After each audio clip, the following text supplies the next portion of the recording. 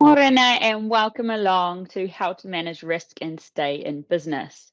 I'm Melissa Frick, one of the business training managers here at ANZ, and will be hosting this morning's event for you. And I will turn off my camera now to go through the presentation. So just in front of you is the fine print. These webinars are a great source of information, but they're in no place for individual personalized advice for you or your business. If this is something you do wish to have, you can put it in the chat in the local area and we can get a local relationship manager to reach out and they can go through an A to Z review with you. Now, at this point, before I go through what we're going to learn today, I'd love to introduce Karen, our other speaker today. Karen, are you there? Hello, everybody. Welcome, Karen. So Karen will come through at the second part to go through the presentation with you and talk further at the point. Thank you, Karen. So what will we learn today in the presentation?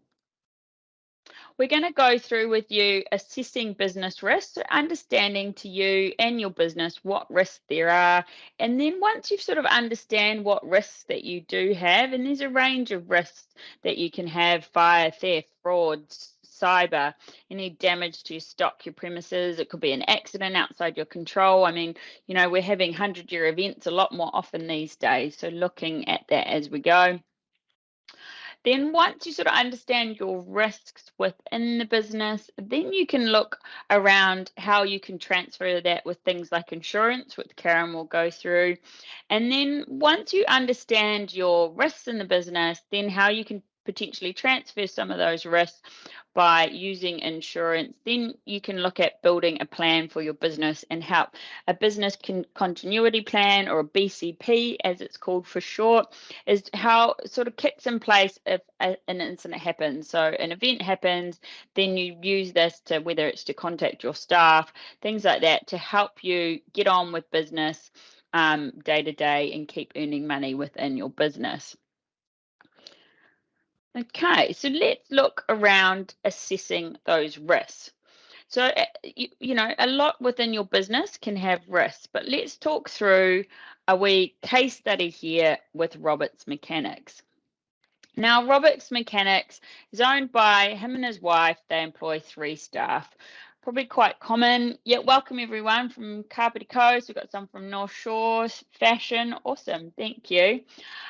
So the auto repair shop owned by James and his wife, they employ 3 staff. So quite a common small business within New Zealand.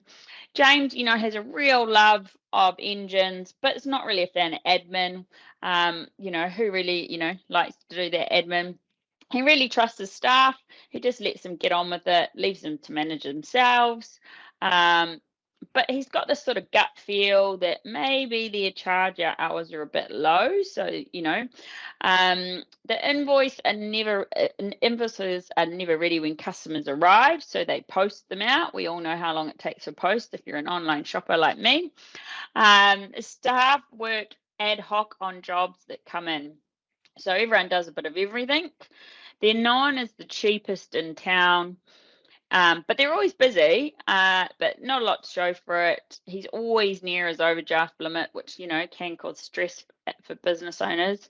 And then unfortunately, James is involved in an accident on his bike and he's unable to work. So if we think around using this case study, and this is from a WorkSafe example, what do you think the risks to Robert's business? And drop them in the chat. No right or wrong. This is all a safe learning environment, but drop it in the chat what you think the risks are with James in this study. I'll just give you a few minutes, just drop them in there. Think about it. So it could, think about some of the things that we've talked about in there. He's got staff, his invoices are late, things like that. So just have a think around those. Yeah, thank you. Yep, key person risk. So key person is obviously James is the owner, and without James, the business would probably struggle to run. So that's what insurance deem or name as key person insurance. It means that in the case that James got hurt, then you can get cover to employ someone to work to cover James in that case. Yeah, Chelsea, great. Your cash flow is massive, and a lot of businesses fail due to poor cash flow management, and we talk about that in our cash flow webinars. Yeah, Kamai, sorry if I pronounced that wrong. Risk, no systems in place, totally, and no defined job descriptions. Great work, guys. I'm loving the interaction here. This is awesome. You guys are very onto it. This is great. Calmly, thank you for correcting. Thank you. Employee morale, low charge out rates, underappreciated. Yeah, and it's so important that you manage your staff and look at them and how you sort of go with your staff. So if we go to the next one, yeah, cannot reconcile the receivable and it's not up to date. Yeah. And you've got to, I always have said in my 20 years in the bank, to my customers of businesses, you've done the work. So you need to charge the customer for the work. It's okay to chase that money or ask for it on the spot, So these are the risks, and you guys are very on to it this morning. Poor admin systems. So this is leading to creating the cash flow problems within the business. No job description. So it's really important. Staff need a clear direction and understand their job description. Not to say they can't help with other jobs, but it really helps with getting things done if people understand what their role and responsibilities are. Staff not quoting and undercharging labor costs, so that's going to impact the business and the bottom line and profits. Key person risk that you guys picked up, and there wasn't a plan B or contingency plan for James. So really important. A lot of you will be the key person in your business. What is plan B? And none of us want to think about accidents happening or anything like that, but it is planning for the worst to help you if these do occur within your business. Great work, team. Love how we've started on this. This is fantastic. So potential foreseeable risks. So these are a range of risks for the business. So and if you want to share, if you like, in the chat, up to you with risks that you found within yours. But these are some that we see within businesses. And it's really important if you focus sort of on managing the risk to help you there. So let's have a look at some of these. Reputational risks. So reputation, it's all about within your business.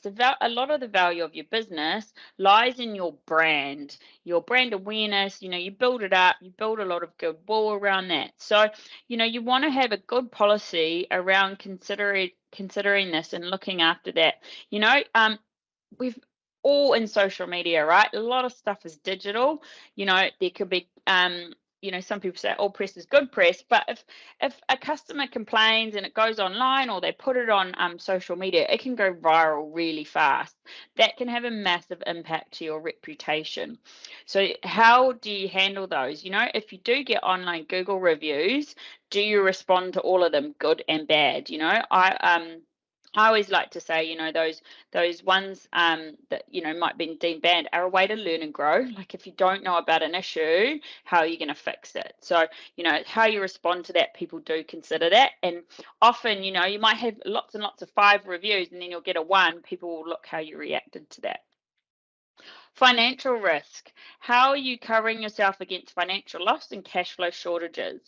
Do you have a payment process, to make sure that you're not like Robert's Mechanics and make sure you get paid on time? Do you make it easy for customers to pay you by credit card, EFTPOS, PayWave, giving them options to pay you? Insurance policies, which Karen can talk through in more detail. A good relationship with your banker, talking through your business. Do you understand your cash flow cycle when you might have peaks and troughs? Are you a seasonal business that it could be impacted by? A process for your reviewing your debtors weekly or monthly. So if you do give out credit, that you make sure you're following it up. You've done the work, so make sure you get paid. Customer risk.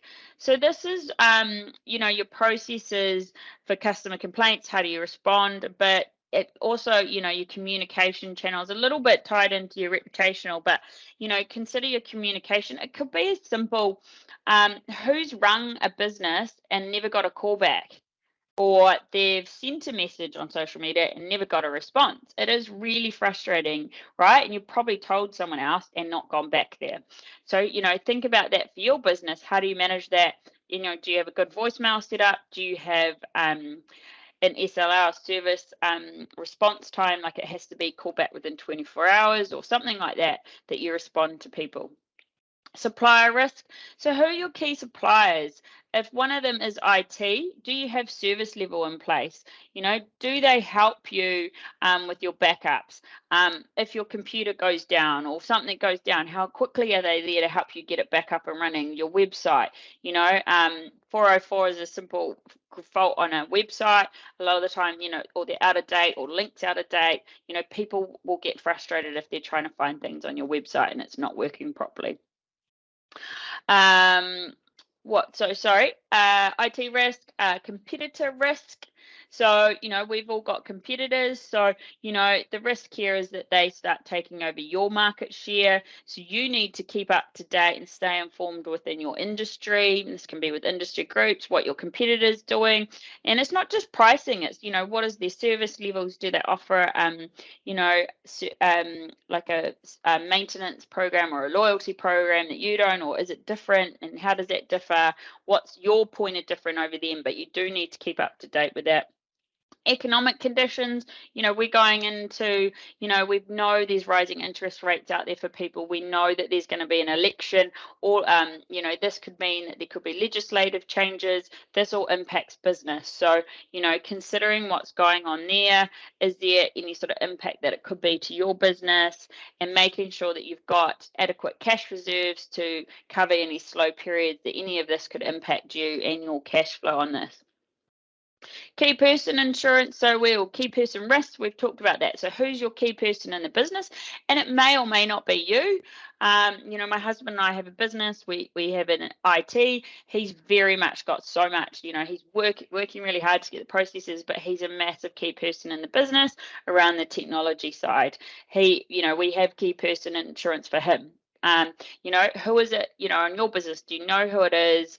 And it doesn't matter how big or small your business, it's just, making sure if that person wasn't there. So it could be having trauma insurance, working procedure documents so someone else could follow it, depending on, the role. So, process and system and documenting them are important, and having a key sort of contacts list of everyone that you need to contact as well, because particularly in smaller businesses, sometimes a lot of it is in your head if you're the key person or the owner, and this your business will have more value if you document your processes and systems and set it up for investment in future.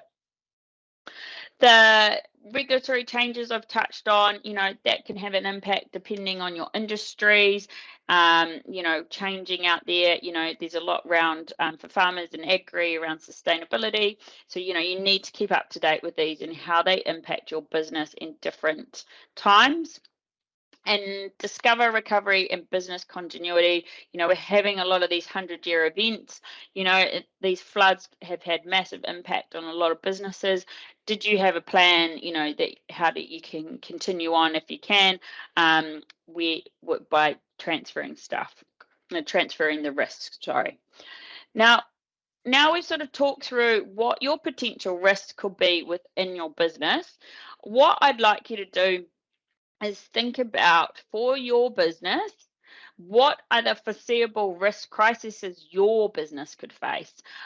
So think about 5, and if you want, drop them in the chat. Love to hear what you think would be your 5.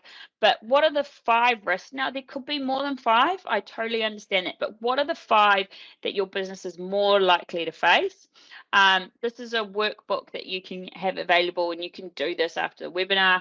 I suggest you do work through it and spend some time after today to do it. It'll be really valuable for you and your business. But think about that. Now, once you've understood what your 5 risks are to your business, you can start assessing and thinking about those risks. So what you can do is think about those, and the next step is sort of thinking about them. What are the most critical areas of your business? Where is your business most vulnerable? What risks are priority risks or most likely to happen?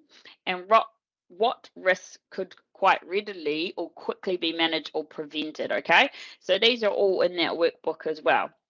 And then what you need to sort of do is then think about and rank those risks. So the next step, so you rank them in the case that they're likely to occur. So say, for example, you put power outage for a risk, extreme weather, serious workplace accident, and maybe a meltdown of the computer system. So thinking about those, I mean, definitely maybe in Auckland and stuff at the moment, extreme weather could quite likely be a lot higher than in the past when we've looked at that. But maybe out of those, it could be potentially the weather or the power outages more likely to happen out of that. Okay, but again, depending on your circumstances and where you are, some rural places when it gets wet, you know, in the beautiful Waitakares, sometimes when it rains, we do have power outages out here because we are rural. So, you know, it can depend on where your business is located, that may be a higher risk for some or a lower risk for others. So we've identified our risk to the business. We have now assessed the risk for our business. Okay, now we're going to look at managing the risks in our business. Thank you, Luna. She's dropped the link up there for you so you can do that after today's session. So we've got the risks, we've assessed them. Now we're going to look at managing it. Now there's three options when you look to decide how you're going to manage your risk. That's whether you accept it. So I like to call this the she'll be right Kiwi attitude. So if it happens, you understand you're going to take on the consequences, accept it. So the she'll be right. Okay. The manage it to reduce or minimize impact to your business or transfer it. The risk can be shared by insurance or payment and the payments or premiums. Generally, in business, I would suggest not going she'll be right because a lot of businesses we know, and Karen can back me up here, a lot of businesses are not insured or a lot of them are underinsured, and it's often, sadly, when something happens, this is when it's realized. So, you know, it's good to sort of look at it before these things happen to make sure that you can carry on and you don't have impact or too much impact for you and your business. Now, let's sort of recap and look at this and review and finalize your plan for your business. Step one, action to date. So we've identified the risks, so the top 5. We've ranked those risks that are more what's more likely to happen for you and your situation, your business. Then step 2, you're going to look how you're going to handle those risks. You're going to either accept it, you're going to actively manage the risk, or you're going to transfer that risk. Okay. So step 3, you know, your action plans, review your current process, talk to your expert advisors. You know, Crombie Lockwood are a great insurance broker there.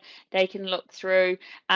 If you do have insurance, please make sure you do review it at least once a year. Make sure that, you know, with your business changing and events and all those sort of things, that you are adequately covered. Talk to your staff so they understand your action plan. What do they need to do in the case of any events? Would they know what to do? Do they know where the plan is? Is there a plan printed out? So if the power goes out, is there a manual plan? Finish writing your plan, and then with any good plan, like a business plan or anything else, you need to regularly review it and you need to test and measure it.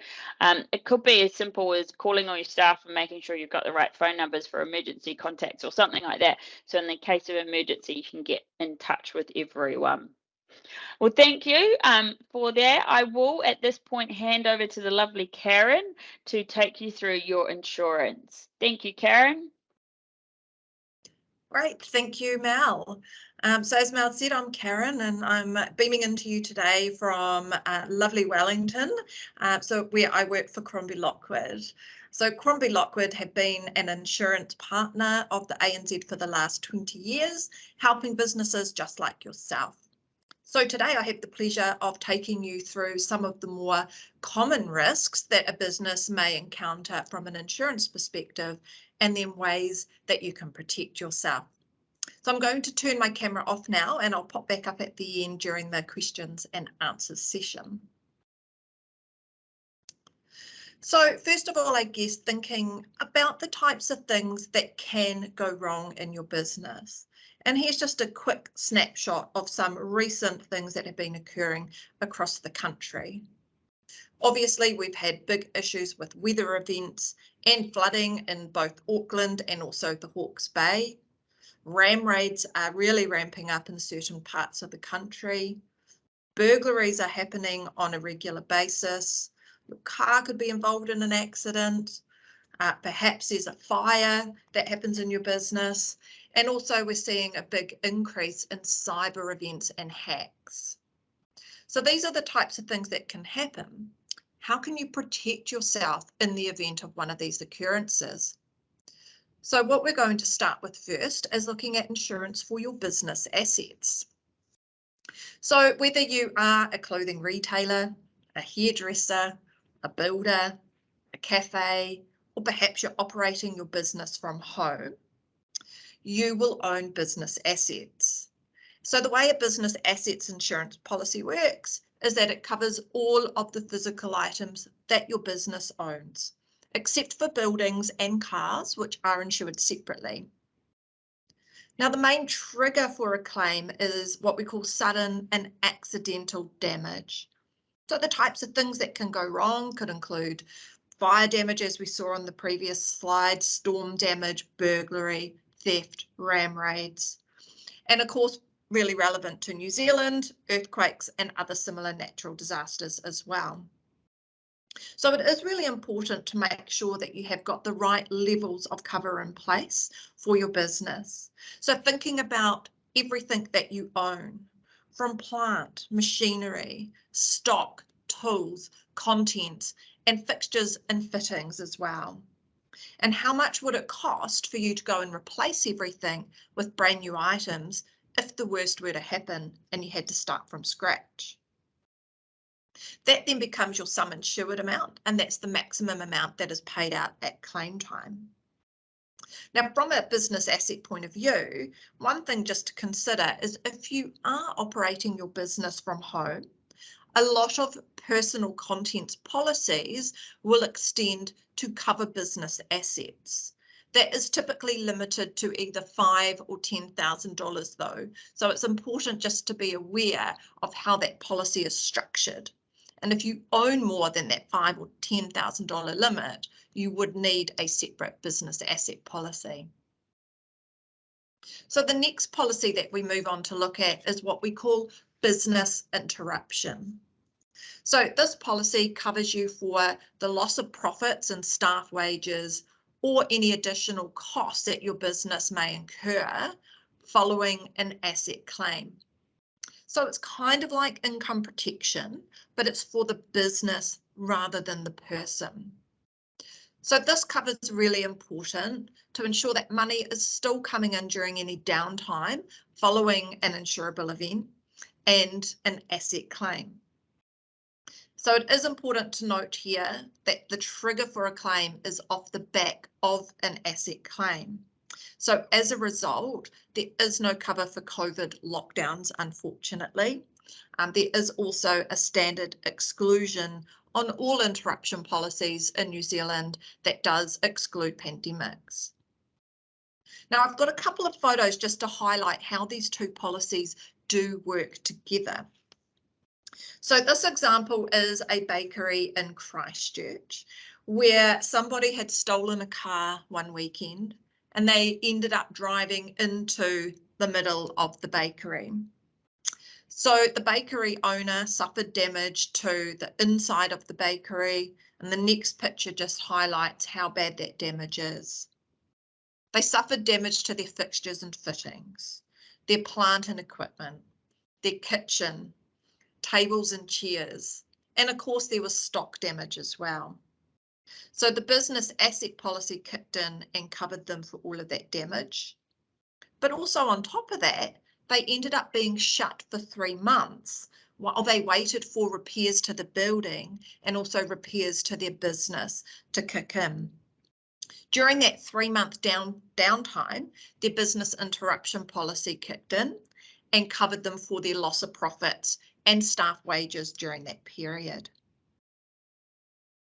So the next risks that I'm going to cover off with you are your liability risks. So a lot of business owners do get confused with the difference between a public liability and a professional indemnity policy. So I'm just going to take you through the difference. So the first policy we look at is general liability, which is also known as public or business liability. Essentially, this covers you for any physical damage that you, your staff, your products, or your business activities could cause to anybody's property. So it could be a small event. We had a cleaning customer that lost the keys to a large polytechnic, and they were liable for replacing all of the locks and all of the keys on this large polytechnic campus. The liability policy kicked in and covered them for that. But I guess the concern is, what if it is something big? So potentially causing a fire that causes damage to somebody else's property. So as a result, we do recommend a minimum of $2 million worth of cover. And we also have the ability to actually increase those limits. If you perhaps are based in a mall or a large office block, your lease agreement may require you to have a higher limit, or you are undertaking a particular job and your customer requires you to have a higher limit. Now, it's also important that you do make sure that your policy includes cover for statutory liability as well. So this covers you for unintentional breaches of statutory acts. So it pays the defence costs and fines to defend yourself. Then the only exception there is Health and Safety Act fines, which are not covered due to legislation. So the flip side of a general liability policy is what we call professional indemnity. Similar to general liability, but slightly different. Professional indemnity policies cover you for any professional mistakes, errors, or wrong advice that you could give your customers, and they suffer a loss as a result of that advice. Those types of things are not covered under a general liability. So if you are in a position where you are designing things or giving advice, then professional indemnity is required. To give you an example, if I had a business where I provided pre-purchase business checks and I missed something seriously wrong with the house, I could be liable for any subsequent cost or loss that my client suffered as a direct result of my error. So as you can see, there is a bit of a difference between the physical damage that you may cause and damage as a result of advice that you've been given or that you have given. So make sure that you are talking to a provider who can advise you on your own individual situation. Now, I do have a picture to share with you around the concept of liability. And this is a takeaway business in Wellington that had a deep fat fryer fire that quickly got out of control. Now, probably like a lot of you, if you're operating your business and you are in a set location, you are often renting or leasing the site that you're in. And you can see from this picture the damage that the fire has caused to the building. So the liability policy kicks in and provides cover for the building owner's damage to the building. And there was also a tenant that lived upstairs and his contents were damaged as well. So the liability policy kicks in and covers all of those costs. So the next policy we look at is commercial car insurance.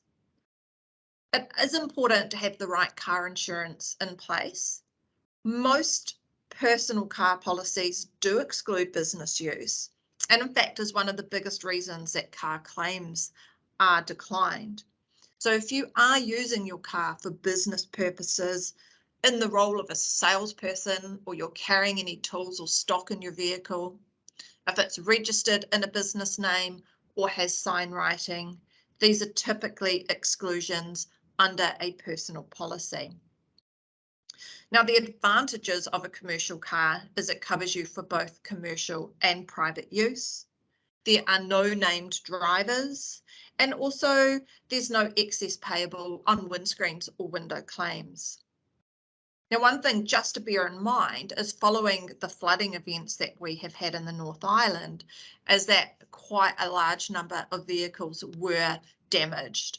And as a result, it has put a lot of pressure on the availability of getting access to both new and used vehicles, and also trying to get your vehicle fixed. So panel beaters currently are very busy. They're also finding it hard to source parts, and you may be out of action without a vehicle for a number of months. So there is the ability to add what we call loss of use extensions into your policy, which allows you to hire a rental vehicle while you wait for yours to be replaced or repaired. Now, the last policy we're going to look at is cyber insurance. And I guess the Privacy Act was updated a couple of years ago now, and they've made it a requirement that you must keep other people's data safe. And there's also a requirement that you must report any breaches of data that you hold on anybody else. So a cyber policy would cover you for any associated costs relating to that, from credit monitoring through to potential fines. But also the cost just to recover your lost data.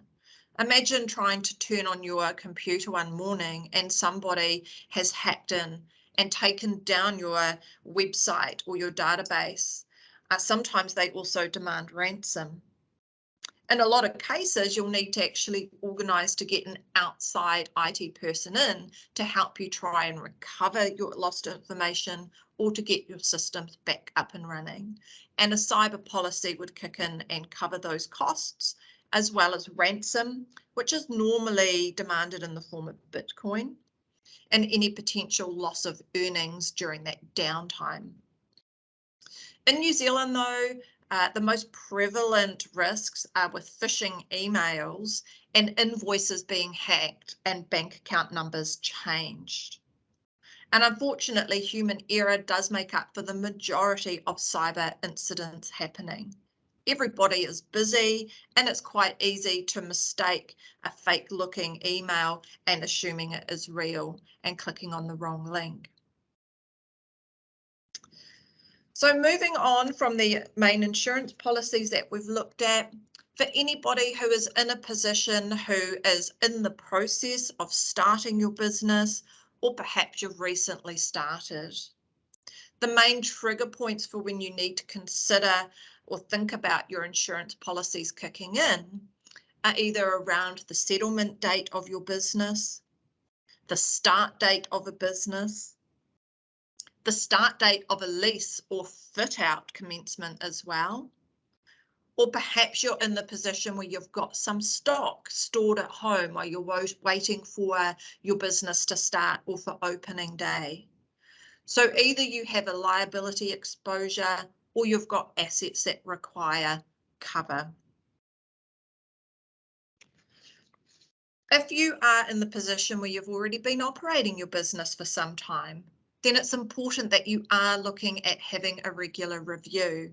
And Mel touched on a minimum of yearly is what we do recommend. It is important that you don't just roll over your cover each year and that you do make time for your renewal. So the next slide just touches on some of the trigger points for when you should be considering having a review. So outside of having a regular annual review, increased turnover in your business, so changes in your business. Perhaps you've grown and you've got additional staff. Maybe your business activities have changed. You've purchased additional assets. That's a really good indication that you need to talk to somebody about reviewing your cover. The other things that can impact on your insurance is inflation. We're currently sitting at a 30-year high for inflation. So is your sum insured amount in your policy sufficient to replace all of your lost or damaged assets? And then we're also in an environment where we've got issues with supply and demand. either trying to access building materials or tradies at the moment is quite tough, and that could mean that you are out of business for a little bit longer than what you initially planned for following something happening. So when you have insurance, understand what you have, what you are paying for, but more importantly, what you need. So I've got an example to share with you about a business who was insured elsewhere, and we completed a review for them and found a bit of a discrepancy. So this was a beautician who was operating their business from home from a shipping container that had been placed into their front lawn. While they did have some forms of insurance in place, they didn't have enough cover. So we were able to identify those gaps and rectify that for them. But also with the shipping container, they hadn't actually given any thought into insuring that. So we were able to place the right insurance in place for the shipping container. So that's just an example of what we can do when we do a review. We look at what you have versus what you need, and then we'll talk you through how you can close those gaps. So as part of our review process, we do have a mission statement, and that's to position our clients to financially and survive any insurable event. Essentially what that means is that we want to show you what fully insured looks like so that you can make an informed decision for your own business. Now, there's no cost to go through a review and absolutely no obligation either, but just a great opportunity to chat to a professional that can advise you on your own individual risk situation and the types of things that you should be considering. So to get your business sorted, if you would like to have a chat to a Crombie Lockwood broker, simply talk to your ANZ business manager and they can arrange for a local Crombie Lockwood broker to make contact with you. Now, also on the ANZ website, I've included a link down the bottom there. Under business/business insurance, you will find more information about what I've talked to you today. So I'm going to hand you back to Mel now. Thank you. Thank you so much, Karen. That was awesome. Thank you for that. And just remember, if you do have questions for Karen and I at the end of the session, we will go through those with you. But please feel free to drop them in the chat as we go through. So Karen's now talked through with you around the options with insurance. We've talked through your action plan. So the next step is looking at your BCP or business continuity plan. So your business continuity plan helps your business to really understand what's most important to continue during any sort of disruption, and the disruption could be big or small to your business. It helps you identify resources needed to help key functions and services running and prepare to recover as quickly and easily as possible. So let's work through this for your business.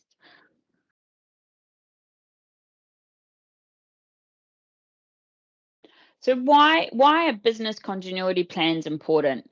There are many benefits to having a business continuity plan, and this include financial disruption could be lessened. And again, it all depends on the severity and the situation, but definitely having a plan in place can help with that. Proactively identifying the potential impacts of an operational disruptions, and then once you understand that, you can put plans in place to help minimize the impact on your business. So how quickly could you get the business back up and running? Critical functions and services identified and protected. You may need to talk with your suppliers and understand how you can go about that with each of your suppliers, working through different ways for yourself with that. Effectively response to an incident or disruption. So, we talked about that earlier, particularly, if you have staff, what do you do? Or even for yourself, I often find these situations, they can be really stressful.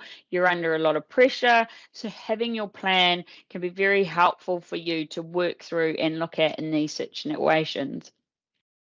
Staff get adequate support and communications in the event of a disruption. So, part of a plan is you have key contacts, your supplier, your staff, you reach out, you let them know. It could be as simple as not coming to the office or whatever that is, or meeting somewhere else to carry on with the business. But it helps you have good, clear communication and work through that with each of them for your business.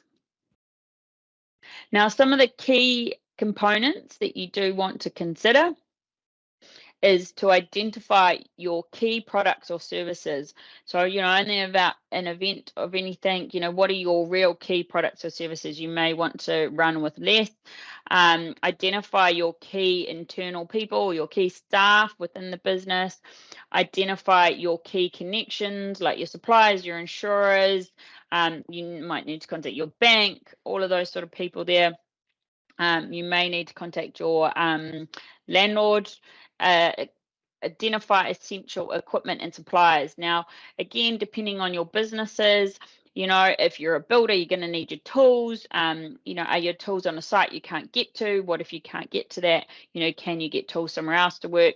Are you, a specialized baker and need a special tool? Is your business got a really special, equipment to run? If you can't get access to that or it's damaged, how are you going to continue to run your business?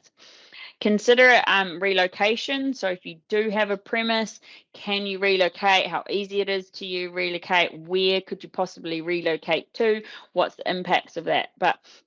And some of these you might go, oh, well, I can or I can't, but it's thinking about that in the worst case scenarios. So you do have an option if something does happen. Consider your insurance options. So Karen's gone through a great range of insurance options that you can consider and look at for your business and what you can do there. Identify who could run your business in your absence. So remember, right back to when we started this morning, we talked about Robert's Mechanics. What would what would happen in the case of that? Who can run the business? Is there processes and systems that the team can follow, or do you need to use your key person and get a key and hire another person to replace for a period of time? Keep key contact details handy. Now, I always think, when I was branch manager, we all had BCP plans, but I'd have all the numbers on my phone, but I'd also have a printed copy as well. Have it somewhere safe. You may, obviously you want to be mindful of privacy and people's contact details, but what happens if you can't log in, you can't use your phone, or there's no power, think worst case scenario, where you're going to get a copy of it. Backup important data. So, as I said, maybe have a printout, but also your IT data. If it is backing up, where is it backing up to? Do you know how to check it, and have you checked that it's actually backing up? So just consider those things when you put it in place. It's great having IT guys, but make sure, or if you need to reach out to them, what would happen in the case of an emergency. And then put it in practice, test and measure, test and measure, test and measure, because that's how you make sure things are running correctly and will help you in the case that anything does happen. So then just in the chat, Luna has put some great links for you for our business on the business insurance on the ANZ page and the Get Ready government page, Get Prepared. This is an example from the getprepared.nz of the BCP plan or business continuity plan. You can go free type into this for your business and work on that. They're a really great tool. It helps you to think about the what if. And get you prepared for if anything does happen. You can, hopefully can continue, even if at a lower level, you can at least keep trading in some form or another. Also will help you, I think, in those situations, as I said, when they're stressful, you've got a plan. You can sort of revert to that plan to help with that level of stress. Now, the things to think about for you and your business when you look at it is tips for secure trading online. So part of protecting yourself is protecting yourself online. A lot of us are all connected online, whether it's your phones, your watches, your computers, you name it, we've got them these days. So thinking about that for your business as well, you want to protect your website with an HTTPS at the front. Make sure it's a secure website. And you can get these tips on CERT NZ. It's a great website for around cyber stuff. It works at all levels of businesses. It even have personal tips and stuff. It's a real great start. So you want to make sure that your website, it's got it protected. You make sure you protect any customer data. You are obligated, obviously, with Privacy Act and everything like that. Make sure it's done there. Any sort of business information, your IP, your private information, you want to protect that as well. Your website, there can be vulnerable to cyber attacks. Karen said, they are seeing increasing ones. We see it as well. Different cyber attacks, do happen. So you want to protect yourself where you can. Set up automatic updates. So please don't be the person that on their phone or whatever it is, or on their laptop, and it goes update, and you go ignore. The updates are there to protect you. So, an app, they'll update security and features and things like that. So it's really important. Run your virus software. Make sure your virus software is up to date. You're always running that. Don't get behind. If it is one of those things for yourself, put some time in your calendar and make it a habit, because it is super, super important. You want to make sure around sort of securing things, so any sort of credit card details, make sure that if you don't manage your website, what's your IT person doing? Are they making sure there's no gaps for someone to hack into it? Are they regularly updating that for you? Make sure you understand what sort of agreement you got on there, maybe what you're paying them if you are. Updating the systems, making sure the payment systems that you do use protect those credit card details and those customer details and everything like that. Another good thing, really important, if you have a domain name, you want to make sure you have it auto renewing. We have seen cases where, there's clever people out there, you've built a great brand name, they'll see it drops off because it goes on to a site where available domain names are, they'll buy it, and then they'll charge you an exorbitant amount to buy your brand back or your website domain name back. So, you want to be careful that that's regularly renewed. Again, if you've got someone doing it for you, check who's doing it as well. You don't want someone else using your brand name. They could use it for bad as well. So you just want to protect yourself there. So just do those sort of tips will help you. You can get all of these sort of things, as we said, leveraging on the CERT government website. They have a regular report. They have a really great one, Securing Your Business. It's a one-page document up here, how you can protect it. You can get regular updates and other resources from them as well. There's an incident response as well, how you can act, and just checklists. So if you haven't checked it out, go on there. There's got some great tips for your business and personal as well. Little things, having two-factor authentication and all those different little things that do make a difference for you and your business. Now, we've covered quite a lot this morning, all very good and looking at to protect yourselves, but let's just do a little quick recap. So we've talked about assessing your business risk. So you can accept it, she'll be right. You can manage it, or you can transfer it. Suggesting you look at the second two, managing and transferring it, really protecting your business and it continuing on. Setting yourself a BCP plan or business continuity plan, have a look at it. All the links are there from our lovely Luna. You can go jump in, block some time out. You've worked on your business now, coming along to the session, but spend a little bit more time and look at building your plan for you and your business, and then share it with those that need to be involved within your business, your staff or your suppliers that you need to. Trade smart online. Protect, update, secure, and renew. Really key to anything with using that online and protecting yourself and your business going forward. So now I'll just get you to start putting any questions that you do have in the chat box. And while you do that, I'll just run through how we support you. So we do have a range of webinars. There's a lot of recordings that are available for you that you can jump on there and watch in your own time. This is being recorded today and will be up at some point.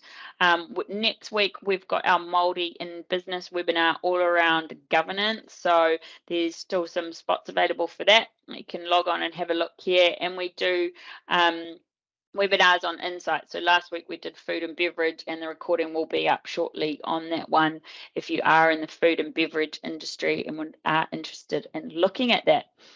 At this point, I'd like to welcome back Karen onto the camera, and I'll pop back up as well. And please let us know if you've got any questions around risk for you and your business. No questions for Karen or myself?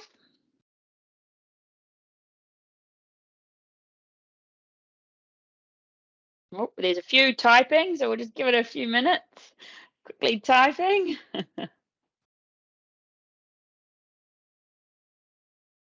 Right, so who shall I get in touch with when my insurance is up for renewal? Do they get in touch with you at Crombie's or their banker, Karen? So we're recommending that you have a chat to your business manager, and then what they will do is they'll arrange for one of our local brokers to reach out and make contact with you to complete that review. And just a reminder that there is no cost for that review and no obligation either. Yeah, thank you, Karen. Well, it looks like we're getting a good one coming through. Great. Okay. Facebook, Instagram, TikTok, are all these covered by cyber insurance? And how do you quantify the loss of your account being stolen? Karen. Yeah, so cyber is definitely a grey area, and there are a couple of steps that you need to put in place before you can even obtain cyber insurance, and that's having the right security on your systems as well. So in terms of social media being hacked and being offline, there would be no immediate claim from that, because it's hard to actually quantify what the actual physical dollar loss was, as opposed to somebody actually taking down your entire network and you having to get IT, outside IT help to come and restore that. There's actual costs attached to that. So it does depend. It is a very much a grey area. Yeah, and just talking about that, I have had a good friend, really great Instagram page, had a lot of followers, got hacked.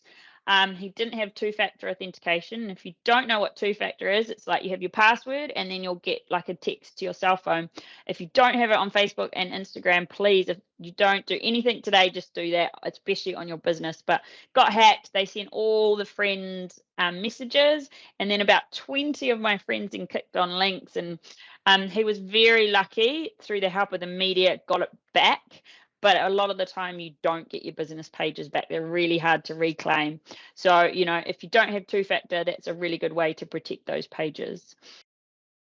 But yeah, check your insurance. It's always good to make sure, especially with a fine-tooth comb, it's important you understand what you're covered for, so it doesn't get to claim time and you didn't realize that it wasn't covered.